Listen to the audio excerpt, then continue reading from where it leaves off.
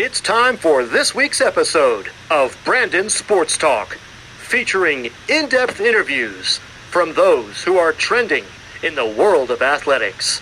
And now, here's the host of Brandon Sports Talk, Brandon Pate.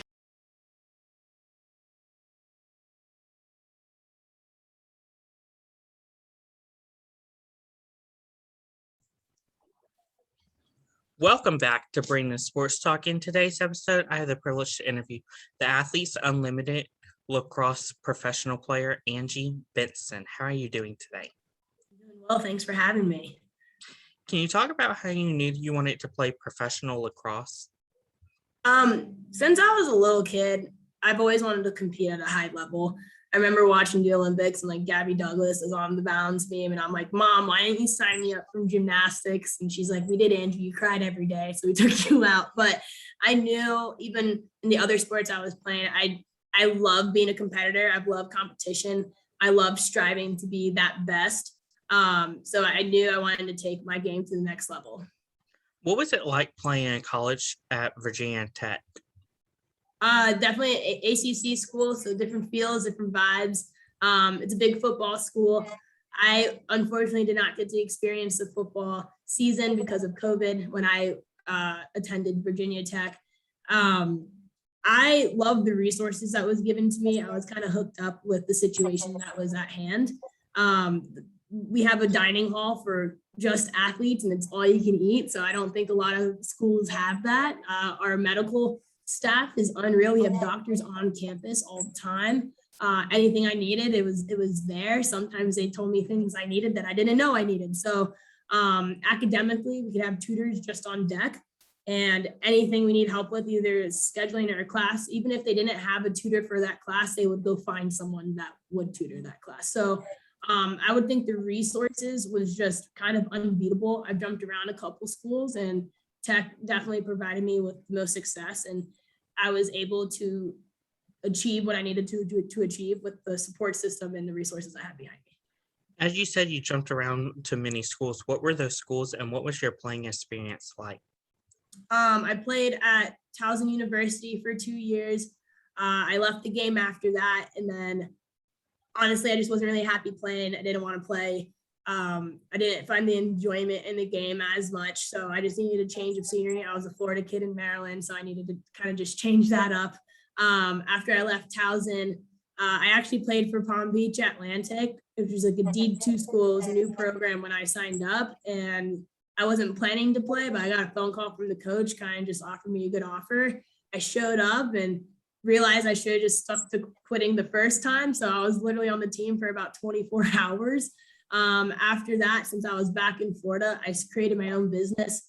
I was doing lacrosse events and clinics and flew in old teammates and stuff and did lacrosse events in Florida. I traveled some parts of the world coaching lacrosse, and then out of the blue, I got an offer from Virginia Tech. So my lacrosse career has been kind of up and down. I don't have anything bad, but I also don't have anything like super great. It's been a grind. It's been a really big grind to get to this spot and point that I'm at. It got a lot of obstacles had to be like kind of hurdled over. A lot of doors had to be busted down. I kind of had to find like a seat at the table. Doesn't really mean I have food on my plate, but I at least got a seat at the table, and now I'm here. So What was it like, of course, creating your lacrosse business after, of course, what you've gone through? I thought it was fulfilling. I was always a worker. I loved working. I loved making money. I was more of an entrepreneur back in middle school. I like sold duct tape wallets. I sold gum, sold whatever I could sell at a middle school level. So once I got to college and I didn't really have money, right? I wasn't on like a great scholarship. My parents were paying out of state. I couldn't necessarily work because I was playing lacrosse and going to school. I felt suffocated and I got frustrated. So I couldn't go do the things I wanted to do, especially playing an affluent sport. My mom and dad didn't pay for everything. I couldn't afford to go out 3 times a day and go eat all my meals out and stuff like that. So it was frustrating from a financial standpoint. Like, how can I still enjoy doing things with my team that can all afford it, or their families can afford it, and still have my sense of freedom? So when I had my own business, I was in charge of my time, in charge of my work ethic, in charge of my financials. Like everything was around me. So I enjoyed the freedom of it, but it was a lot of hard work just to get stuff off the ground. What does your business offer? So recently I just took over a couple club teams. So that's what I'm doing right now. But in my 2.5 years of quote unquote retirement, I ran boot camps and clinics up and down South Florida. Club teams would buy out my service and my coaching staff to come in to their team and help coach them and the coaches. And then I provided individual lessons. And on top of that, I was more of a consultant because lacrosse is so scarce in Florida, getting good quality coaches that actually played the sport. Like we love the dad coaches, but sometimes we need to like start stepping up our game so we get a little more respect in our state. So I had the connections because they were all my former teammates at some point in time. So I would send a coach to a city or a school, and then I would get paid for that. What was it like whenever you got to play for Virginia Tech and put on that jersey? I mean, always have pride, right? Like when you put on something on your chest, you want to have pride for what you're playing for and what you're doing, and just to respect. It felt good to have a name on my jersey, and it felt good to have a big school name on my jersey. It was also scary at the same time because now you have someone else's name on your jersey. You can't do anything to diminish that name, right? You're always being watched, you're always being looked at. So I took great pride in having that jersey just right on my chest, a good old BT with the hokey stone and stuff, but it had a level of standard that you also had to keep. How did you come up with the name of your business, AMB Lacrosse LLC? Really, it's just my initials. It kind of flowed a little bit. I was talking to my dad. I didn't really mean to start the business. I had a couple clients and I started doing clinics, and then people started driving a couple hours to come to my clinic. And I was like, okay, I need to do something legal and serious and not get sued, So I just called my dad and I was like, what should we do? And he's like, just call it A&B Athletics. Like it flows, it's your initials, you can do anything. And I was like, all right. So that's kind of how like the name came about. It's just my branding all over it. And now we're still here. What was that feeling like whenever you got drafted to the Athletes Unlimited? For my, like the inaugural season? Yes. It was like a weight lifted off my shoulders, right? All my hard work finally paid off. I went back to school to go pro. Otherwise I would have tried to go pro in a different route, but I was told to go back to school. So I went back to school to Virginia Tech, and I put in a lot of hours. I had to give up my business at Tech because of the NIL. Now the rules have changed, it's different. But before I had to like do community service hours, I had to pay a fine. I had to give up ownership while I was playing. So I put a lot of work into becoming a pro and in my road there. It was hard. And I finally got that call that my name called. Again, you still don't really know if your name's getting called. It kind of gets called, right? So it finally was called, and I felt like my investment it finally paid off, my emotional investment. Like I just went to a whole new state. I left a relationship. Like I started my life. I went back to college. You're having a Fort Lauderdale 20-year-old now back into a college setting. I traveled the world, couldn't do that. So I felt like my emotional investment, my financial investment, my mental investment, my physical investment finally all paid off. And it was a great feeling, I would say. Of course, what was going through your head whenever obviously you went back to Virginia Tech and before the NIL passed this year that you had to give up your business that you created? I just hope it was all worth it, right? Like I said, it was an investment for me, and it was a 1.5 year long investment. How I just picked up my life and moved to a state that I know nothing about, moved to a city that really wouldn't be my first choice in living. So it was a whole new experience, and I was just like in my head, I was like, it'll pay off at the end, it'll pay off at the end, it'll pay off at the end. So I just kind of saw the light at the end of the tunnel. No, I didn't want to go back to college. I was in college part-time when I was running my business, but no, I didn't want to go back to be a full-time student athlete. I didn't want to have full course load. I didn't want to give up my business. I didn't want to pay money. I didn't want to do community service hours. I didn't want to do any of these things, but I knew I had to do these things in order to get to where I need to be. So that's why I call it an investment. Of course, once you got your name called for the Athletes Unlimited and you got there, what was that feeling like whenever you got there to know that your work has been paid off and you have the jersey and you put on the jersey for the first time? It was like finally, like great, we did it, but I don't think my work here is done, right? Like I said, I'm a competitor. Just because I got what I wanted doesn't mean I'm happy, right? Like, how do I get food on my plate? So I finally got a seat at the table. We got a seat at the table. That's awesome.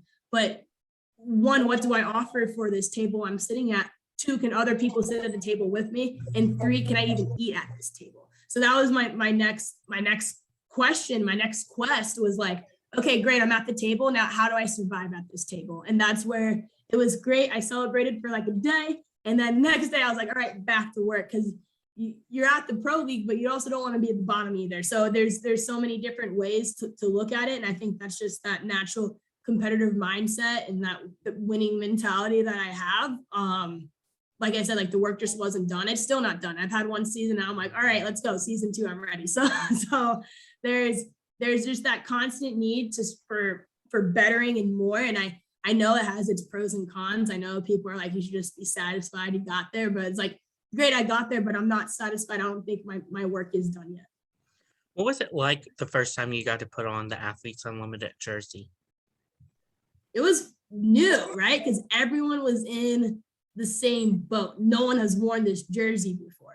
So it's not like you go into tech and you're with like 3-year starters that wore this jersey. Like everyone was in the same boat. And we switched jersey numbers, or not jersey numbers, jersey colors. So it's like you had multiple jerseys to put on, like which team, and we're switching teams every week. So now it's like, now you're putting on this jersey for this team that week. It was fulfilling. It was different. And that's like the best way I can put it, because everyone was in this like new era of like, wow, this is a new league. This is the inaugural season. How do we put on a show? How do we put on a performance? How do we get traction? How do we get viewership? So like putting on that uniform meant so much more because we knew we had so much more to build off this new league. What is it like, of course, playing with multiple players and multiple teams versus, of course, when you were at Virginia Tech, it was just your teammates playing against other people? I learned to love it. I think myself included, but a good amount of people are very skeptical about this format. Like, how do we feel about switching teams every week? How is this going to work? Yada, yada, yada. And then personally, I think my play improved because I was playing with everyone. So I could have had one person on my team for 2 weeks, right? Whatever. We just so happened to be on the same team for 2 weeks. And then the next week I'm playing against that person. Well, guess what? I just learned what their tendencies. I just practiced with them. I know who they are as individuals, as a person, as a player. So now I can elevate my game, or they can elevate their game, vice versa, because I played with them before. And I think that's the biggest advantage. I think compared to like having one team like in college, you get comfortable, you get complacent, right? You start knowing what people do. No one's replicating exactly the other team, you know. Now that we get to switch teams, I've learned so much lacrosse in the past 5 weeks, more than I can't even like reiterate what I've learned. I've learned different tendencies, different styles. And now I think like even statistics, like my stats in itself improved every single week because I started to get used to the game. I started to get used to certain players. I started to know what people are doing. Now I'm watching you for what you do. Like, so I thought it was beneficial as like a player, and also a coach. So now that I've played with all these people, I can now take all this information and bring it back to the younger kids that I'm coaching as well. How has that helped you to be a professional player and play lacrosse, and also, of course, still have your business of coaching? I think it, one, humbles me, and two, helps me take a step back. Not everyone plays at the level I play at. I understand I'm very fortunate and grateful for every opportunity I have, but not every kid's like that.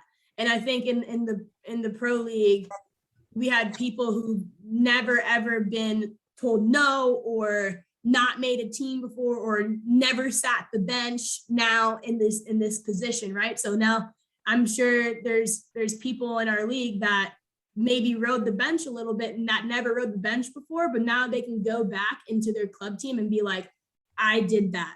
I understand you now. I can now give some type of empathy towards those bench players because I was now finally in that position, right? So I think it helps because the game is so different at the professional level compared to the younger level, to where I can now teach these kids kind of more advanced movements that might not work for their playing level right now, but it will work in their future. So if the game keeps changing the way it's changing, I think it's a complete benefit to keep playing and then bring that knowledge into coaching. What is your game day routine and rituals like? That was really hard for me to figure out, to be honest. I was so used to being in a structured environment like Virginia Tech, right? Where coaches are basically setting up your whole entire game day schedule, right? Here, we have a schedule, we had to be at a certain spot, but like the whole day was ours. So if our game was at 8, no one's telling me what to do or where to go for the whole entire day until warmups. So I thought finding a groove was so hard for me, especially with these late games. I didn't know what worked and what didn't work. So it was a lot of trial and error. I realized for the late games, like if I had an 8 o'clock game, my bedtime's usually at 9. So I had to kind of restart my day. So I would wake up, maybe get a little stretch in, get some food, get my heart rate going just a little bit, and then I would go back to bed. And then once I woke up, I would take a shower and like restart my day, and then I would go to the game. So I had to figure out what worked for me and what didn't work. Who are some players that you look up to in the league and in lacrosse in general? I feel like that answer changes all the time. And I feel like that answer changes when you finally meet people, right? I can look up to whoever I had a poster of when I was a kid, and then I finally meet them, and maybe they're not the person I truly looked up to, right? Maybe I just looked up to their image, not them as a human. The people I really gelled around, I would say were a lot of the rookies, to be honest, because we were all in this boat of like, this is our first pro league, not our third. Like, like we all had a lot of similarities in common. We were all fresh out of college. We also didn't really exactly know everyone. So I was happy to like finally play with Kayla Wood, right? I played against her when she was at UNC. I was happy to reconnect with Lindsay McCone. We played with each other in high school for Under Armour. We tried out for a team together, we made it, and then I haven't talked or spoke to her since until now. So they're like, those are the connections that I really enjoyed to make. But then again, like also the vets, you had like Taylor Cummings. Like I was never on her team, but I literally respect her as a player, I respect her as a person, and respect her just as a human in general. I thought she worked her ass off. She grinded all the way to the top, and I was just happy to be in that presence to see that happen. But like, again, like the personal connections would be more towards the younger kids, but I would say more admiring, I would probably be the older ones. What advice would you give college lacrosse players looking to play college lacrosse? High school lacrosse players to play college lacrosse? Mm-hmm. I think that is so situational, but I think the overall goal is like, if it's meant to be, it will happen. And I've said this in other interviews, and some people like it, some people don't. But if it's meant to be, it will happen. And I'm the epitome of that, right? I went to basically 3 schools, 3 of which I never really contacted. And if it was meant to be, it would happen. I feel like not trying to like force things. I think letting things fall into place or is a good way in your recruiting process. Obviously, you got to hustle. Obviously, you got to like put yourself out there, showcase yourself, and like do all the things you need to do to get recruited, but also just understanding that like whatever's meant to be will happen. And I think that's the biggest takeaway that I got just throughout my whole lacrosse career. What advice would you give college lacrosse players looking to make it into the professional lacrosse? I think because our league is so new, there is no tryout. There is no combine. So how do we really pick people to come into this league, right? I think if you ball out in college and you're a standout player, you're going to get looks and people are going to invite you in because it is an invite type league. And it's like, how do you get the invite, right? And I think people need to be like the whole package. I think a lot of the players in this league were the whole package. Like they played but they also have a social media presence, or they also have some type of voice, or they do their own app, or they do, like, you know what I mean? Like they do things that make them kind of stand out. And because we don't have a tryout, or we don't have a combine, or we don't have those things, how to make yourself consistently stand out would probably be a key. What advice would you give current and future professional players looking to play and get started? It's all about who you know, and make sure you're able to coexist. The lacrosse world is so small, so small, and you want to be on good terms with a lot of people because of how small our lacrosse community is. So that'll be my biggest advice for people moving, even probably myself, right? Is to just keep level-headed, keep working hard, keep doing you, but also trying to form better relationships. I think in this league was a lot of relationships showed, right? A lot of like vibes is what we called it. Those relationships showed in the draft every week, right? So if you don't necessarily have those strong relationships, you might get lost in the sauce. So I think building and forming some type of relationship with the people you're working with is huge. And that's just not lacrosse. That's the real world, right? The real world is all about who you know, all about the relationships you form, all about how you can get your way to the top, right? And I think that's the epitome of our sport. That's wonderful advice. Where can my listeners find you at on social media? Instagram all day. I'm a huge Instagrammer at Smangy. Twitter, I tweet some things sometimes, but those are my main two platforms. Thank you again, Angie, for your interview, and best of luck in your future with the Athletes Unlimited Professional Lacrosse. Thank you so much, Brandon. You can find Brandon Sports Talk on Facebook at Brandon Sports Talk, Instagram at Brandon Sports Talk, Twitter at Talk_Brandon, and you can find me on YouTube at Brandon Sports Talk. Don't forget to like, comment, and subscribe. Thank you again, Angie, for your interview, and best of luck in your future. Really, thank you so much. You've been watching Brandon Sports Talk. Please feel free to like, share, and subscribe to Brandon Sports Talk on social media and on YouTube.